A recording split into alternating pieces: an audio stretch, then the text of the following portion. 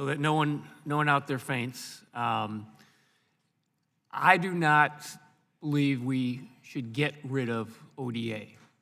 I'm not suggesting that, but I wanted to preface what I was going to say with that, because, Administrator, you had said that the system is not broken, but improvements can be made.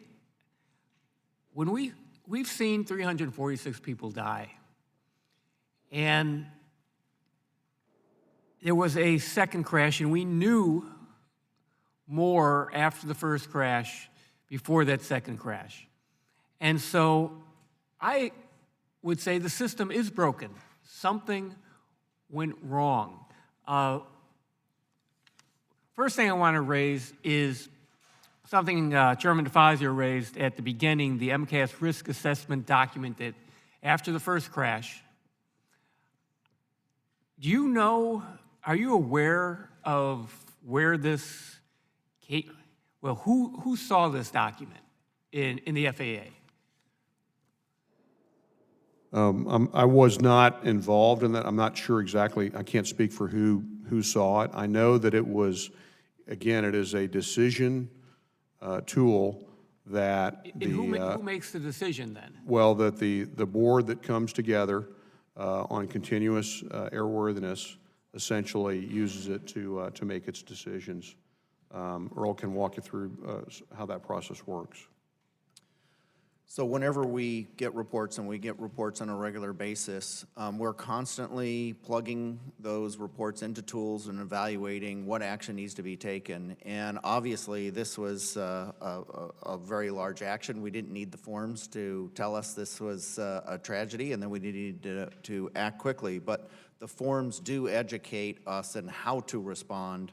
And what these was forms... this an acceptable risk, though?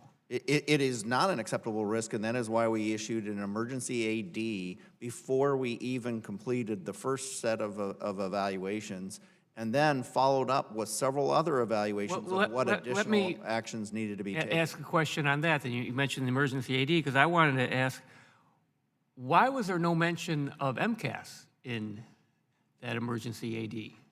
So the Continuing Airworthiness Review Board is made up of pilots from our aircraft evaluation group. It's made up of maintenance people, made up of engineers. They evaluated all the information, and they made a determination not to use those words because those words were not included in the Boeing manuals to start with. And there was a discussion, would that create too much confusion? Because the system that needed to be addressed was the trim system. And so they did not use those words at that time because the action that needed to be taken by the pilots was the all started trim with runaway checklist. MCAS not being named in the manual to begin with. I don't have that much time, so one other thing that I wanted to mention, follow up a little bit on what Mr. Larson, Chairman Larson, had been talking about. I have a degree as a mechanical engineer. I know a little bit about airplanes, not certainly as much as the pilots here do, but I also have a degree in systems engineering. I don't understand how it's possible that that part of the procedure is not to look at the entire system. It makes no sense to me that you would just look at each piece of the system and not how the entire system works together. And to me, that says to me that the process is broken. The ODA process is broken. I just want to be very clear that I think that needs to be changed. Administrator Dixon, I wanted to get your response on that. I think the use of integrated system safety assessments is absolutely an area that we have incorporated actually in the MAX process up to this point, and putting gates into the process of which this occurs more frequently is definitely something that we need to be looking at. And remember, those system safety assessments are you know, that's actually one of the process improvements I'm talking about, putting in place in the very short term, even with ongoing certification activity.